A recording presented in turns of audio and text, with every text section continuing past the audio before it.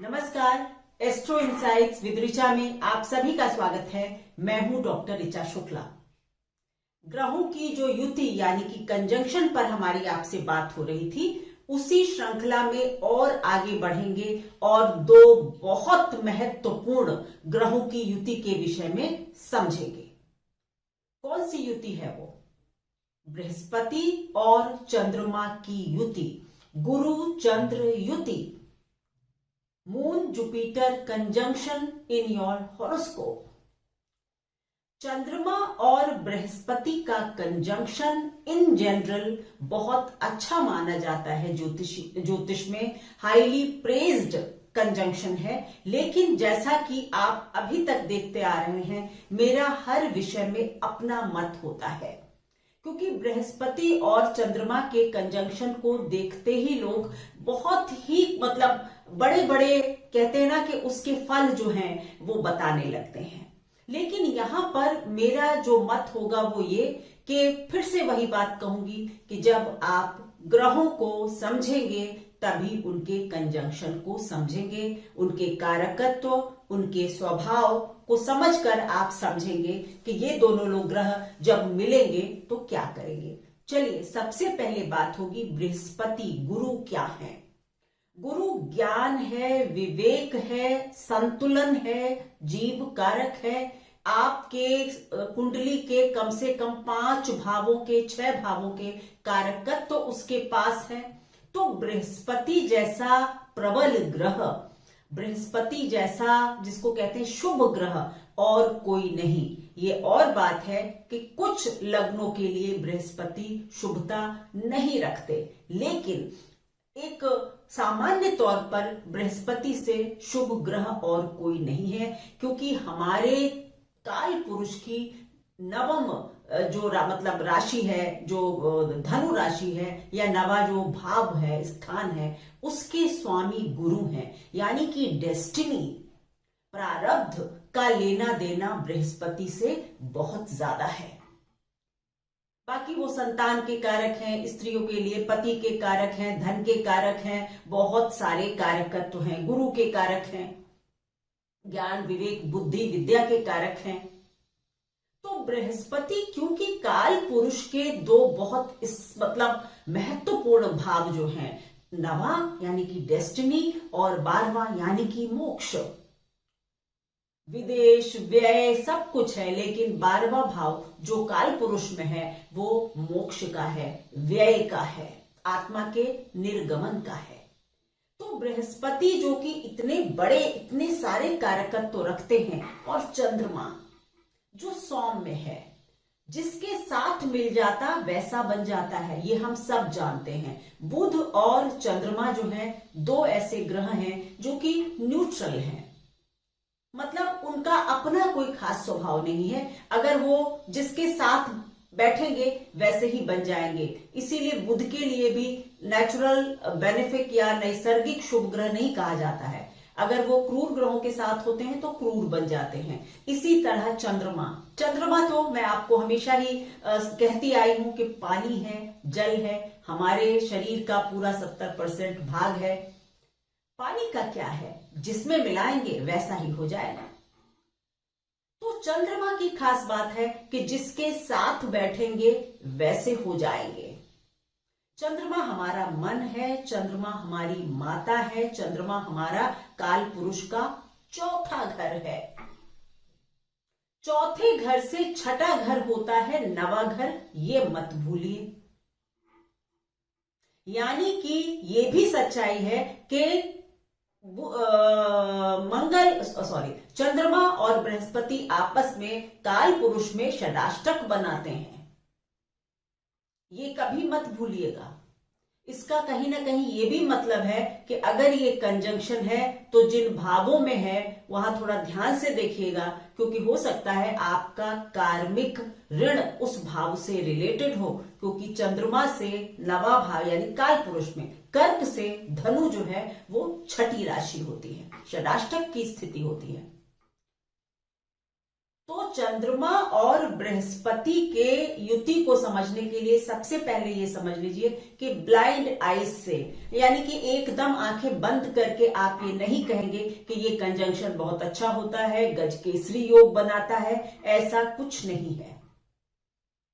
आपको सबसे पहले ये देखना होगा। चलिए ये बता देती हूं कि अगर सब कुछ मतलब एक तरफ मैं छोड़ दूं, केवल ये कहूं कि ये कंजंक्शन कैसा है, तो मैं ये कहूंगी कि ये कंजंक्शन एक बहुत ही महत्वपूर्ण कंजंक्शन है, क्योंकि आपका जो मन है वो आपकी डेस्टिनी, प्रारब्ध के साथ जुड़ रहा है, मोक्ष से जुड़ रहा है।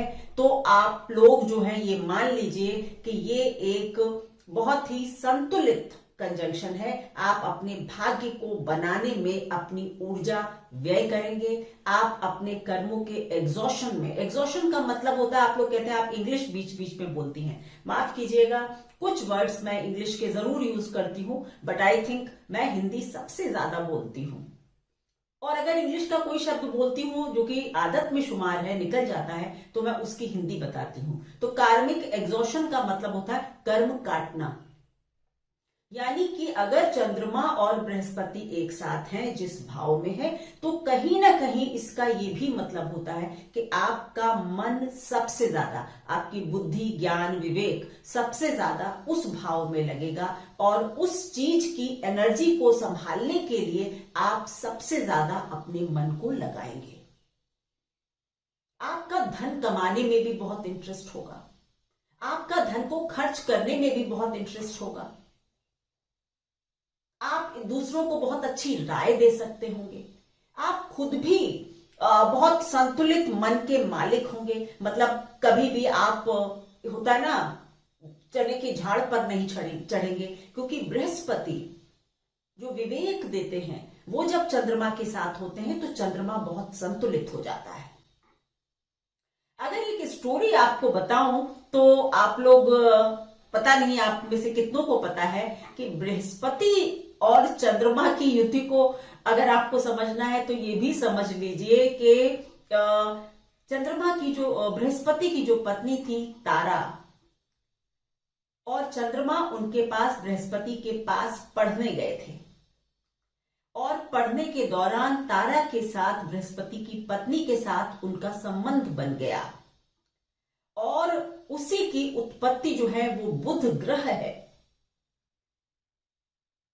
ये और बात है कि बृहस्पति क्योंकि एक सौम्य ग्रह है, गुरु हैं, तो उन्होंने चंद्रमा फिर वहां से भाग गए, तो चंद्रमा को बृहस्पति ने माफ कर दिया। लेकिन ये बात आप ध्यान में रखिएगा कि चंद्रमा और बृहस्पति के कंजंक्शन को बहुत ध्यान से समझिए। वो उन्होंने अपनी गुरु माता के साथ संबंध बनाए थे। ये सारी पौराणिक कथाएं हैं, लेकिन ये कथाएं इसीलिए बनी है कि आप ग्रहों के स्वभाव को समझ सकें कि चंद्रमा क्या है, मन हमारा क्या क्या नहीं कर सकता। देखिए कि गुरु की पत्नी के साथ संबंध बना लिया, उस गुरु ने फिर क्या सोचा होगा, माफ किया वो ठीक बात है, लेकिन बृहस्पति और चंद्रमा के संयोग को एकदम निर्विकार भाव से बहुत अच्छा आप नहीं कहेंगे। सो इन जनरल तो ठीक है कि ये आपकी मन बुद्धि उसी तरफ लगाता है जहां बृहस्पति लगाना चाहता है। अगर आपकी कुंडली में ये संयोग है तो बृहस्पति जिन घरों का मालिक है, अब आप इस युति को अपने हॉरोस्कोप में समझ लें कि अगर आपकी कुंडली में बृहस्पति जिन घरों का मालिक है, उन घरों के कारकत्व को आप बढ़ाने के लिए बहुत प्रयास करेंगे, क्योंकि चंद्रमा कहीं ना कहीं अपने गुरु के आगे शर्मिंदा हैं, और वो ये चाहते हैं कि अब मैं उनकी जितनी मदद कर सकूं तो कर दूं। तो अगर फॉर एग्जाम्पल अगर आपकी कर्क लग्न है, ठीक है, और आपकी लग्न में ही बृहस्पति और चंद्रमा की युति हो रही है, कहने को बृहस्पति उच्च के हैं और चंद्रमा अपने घर में है, तो आप लोग यही कहेंगे ना कि ये युति बहुत अच्छी है, इस आदमी को बहुत ऊपर ले जाएगी। ये ठीक है, लेकिन क्योंकि यहां पर जो बृहस्पति है वो छठे घर के मालिक हो जाते हैं और आपके 9वें घर के मालिक हो जाते हैं। छठे और 9वें घर का मालिक लग्न में आ गया उच्च का होकर, तो कहीं ना कहीं आपकी सारी एनर्जी, आपका सारा मन जो है वो अपने भाग्य को बनाने में, अपनी पर्सनालिटी को निखारने में ही लगेगा। और बृहस्पति तो उच्च के हैं, चंद्रमा अपने हैं, तो चंद्रमा बृहस्पति को पूरा अपना सपोर्ट देंगे। ऐसे लोग काफी ऊंचे पदों पर जा सकते हैं, लेकिन ये मत भूलिए कि क्योंकि चंद्रमा बृहस्पति छठे घर का भी मालिक होगा, तो ये अपने लिए कई बार शत्रुता आमंत्रित भी करेंगे, क्योंकि चंद्रमा की जो मन है वो कहां लगने लगेगा? शत्रुता में। यानी ऐसे लोग चैलेंज बहुत पसंद कर सकते हैं, चैलेंजेस इनवाइट कर सकते हैं, और इनकी ऊर्जा जो है, इनका जो मन है वो बहुत अपने जिंदगी को ना सही ढर्रे पर लाने में, अपनी एनर्जी को ठीक करने में ही लग जाएगा। तो क्योंकि छठे घर का मालिक जब लग्न में उच्च का होगा, लग्न के मालिक के साथ, तो यानी जीवन में स्ट्रगल बढ़े देगा। ये मत सोचिएगा कि सारे स्ट्रगल बृहस्पति दूर कर देगा। 9th हाउस, धर्म के प्रति आपकी आस्था होगी, पिता आपके काफी उच्च पदासीन हो सकते हैं, वो सब अच्छा होगा। आप बहुत अच्छे प्रीचर हो सकते हैं, धार्मिक गुरु हो सकते हैं, ऐसा भी आप कर सकते हैं काम। ये एक एग्जाम्पल मैंने दिया। यानी कि बृहस्पति और चंद्रमा के कंजंक्शन में बृहस्पति कुंडली में जो चाहता है उसका सपोर्ट, उसको संबल चंद्रमा देने लगता है। इसलिए इसको एक अच्छा संयोग कहा जाता है। पर ये दिमाग में रखेंगे कि अगर आपकी कुंडली में बृहस्पति खराब स्थानों के मालिक हैं, तब फिर ये कंजंक्शन थोड़ा सा ट्रिकी हो जाता है, थोड़ा सा गंभीर हो जाता है, क्योंकि आपका मन उन्हीं खराब कारकत्व को बढ़ाने में लगने लगता है। अगर बृहस्पति 8वें घर का मालिक होगा, चंद्रमा के साथ होगा, लग्न में होगा, तो कई बार आप सेल्फ डिस्ट्रक्टिव हो सकते हैं। आप कई बार बड़ी गलतियां कर सकते हैं, और ऐसी गलतियां जो आपको काफी नुकसान पहुंचाए, क्योंकि 8th लॉर्ड इन लग्न। ये मत सिद्धांत कभी भूलिएगा। बस इतना है कि जो बृहस्पति करना चाहते हैं, चंद्रमा उसको करने में मदद करने लगते हैं। अगर आपकी हॉरोस्कोप में ये कंजंक्शन है, तो बस इसी सिद्धांत पर इसको पढ़ें और इसके रिजल्ट्स को समझें। ज्योतिष में कभी भी स्पून फीडिंग नहीं होनी चाहिए कि अगर मैंने वीडियो बनाया है तो आप चाहते हैं कि मैं इसका सारा कुछ बता दूं कि ये इस भाव में होगा तो कैसा होगा, आपकी कुंडली के लिए बता दूं। आप खुद का भी थोड़ा सा कहते हैं ना दिमाग लगाएंगे, अपने हॉरोस्कोप में देखेंगे, बहुत अच्छा लगता है और आपको चीजें बेहतर समझ में आती हैं। चलिए, पर ये तो बात थी ज्योतिष के विद्यार्थियों के लिए। लेकिन अगर आप केवल ज्योतिष एक शौक की तरह रखते हैं और ये देखने के लिए ही ज्योतिष के वीडियो देखते हैं कि आपकी कुंडली में कैसा है, तो बात कर लेते हैं। देखिए, अगर ये कंजंक्शन पहले घर में होगा यानी लग्न में होगा, तो वो वाली बात ध्यान रखिएगा कि बृहस्पति कहाँ का मालिक है।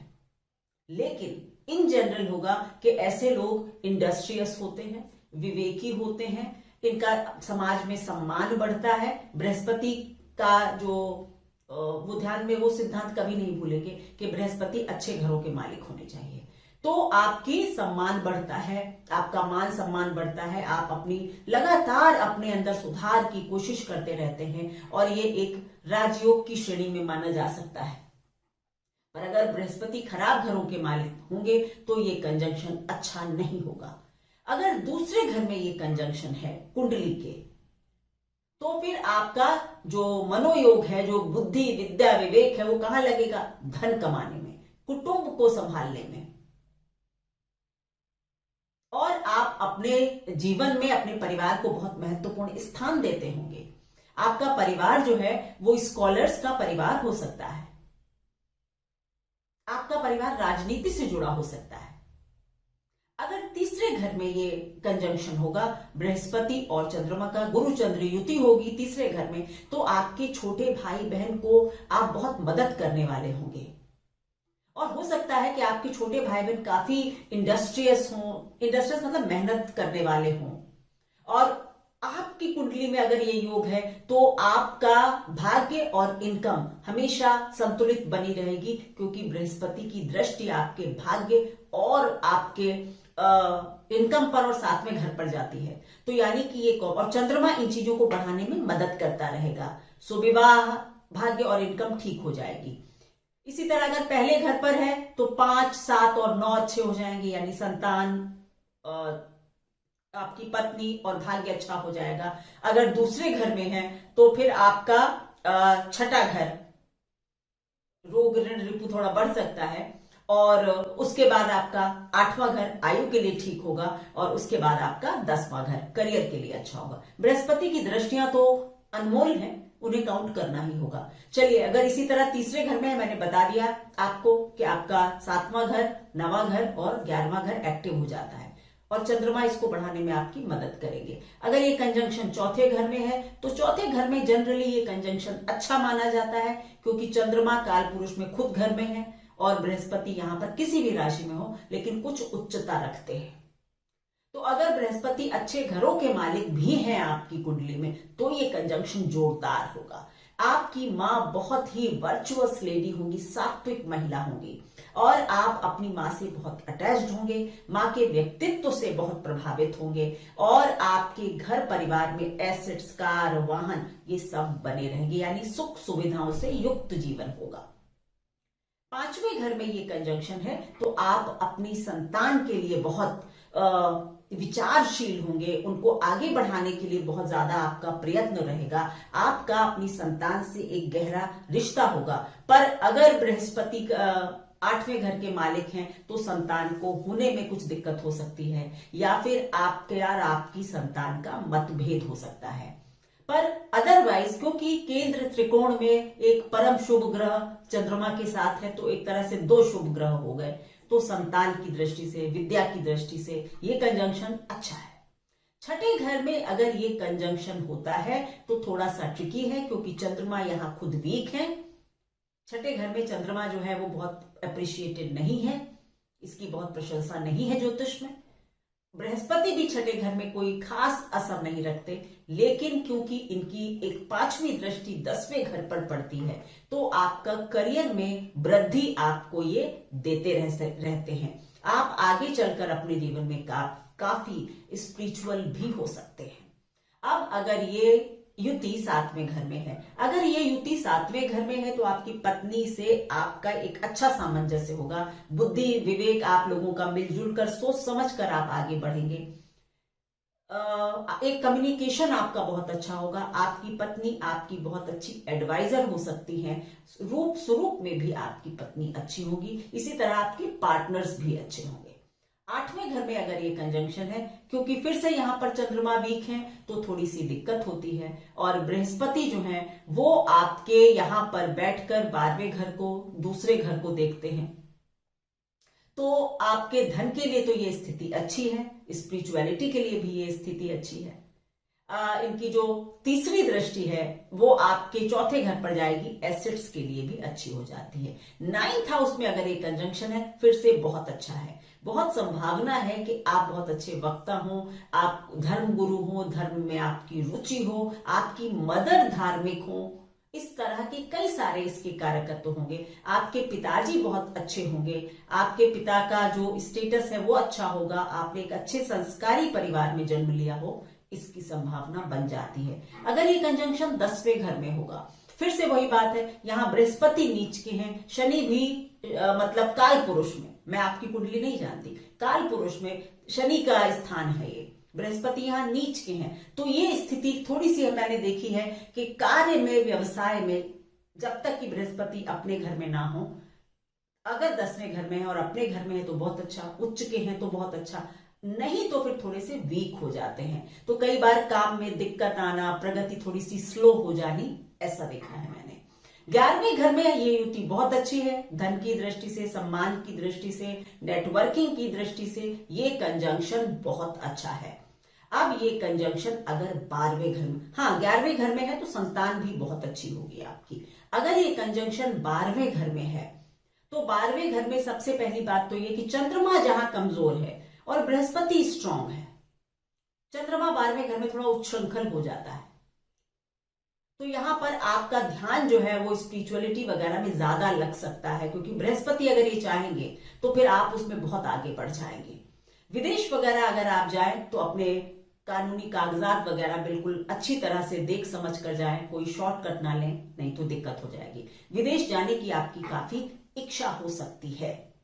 छठे घर को यहां से 7वीं दृष्टि से देखेंगे तो इसका मतलब ये हो जाता है कि आपके चौथे घर को देख रहे हैं, तो एसेट्स के लिए ठीक है, विदेश में एसेट्स बना सकते हैं। छठे घर को देख रहे हैं तो कहीं ना कहीं डायबिटीज वगैरह का थोड़ा सा रोग दे सकते हैं। उसके बाद आपके 8वें घर को देखेंगे बृहस्पति, तो आयुष्य के लिए ठीक है। तो पर 12वें घर में ये युति आपका मन खर्चे में हो सकता है, आपका ये जैसा जैसा बृहस्पति का स्वभाव होगा आपकी कुंडली में वो असर होंगे। तो अगर आपकी बृहस्पति 9th हाउस के मालिक होंगे तो आप स्पिरिचुअल होंगे, 2nd हाउस के मालिक होंगे तो आप भोग विलास में होंगे, ये सब परिवर्तन आ जाएंगे। तो ये थी मेरी एनालिसिस चंद्र और केतु की, चंद्र और गुरु की युति पर। आप सभी लोगों का बहुत बहुत धन्यवाद मेरे चैनल से जुड़ने के लिए। प्लीज ज्यादा से ज्यादा सब्सक्राइब करें। Thank you so much.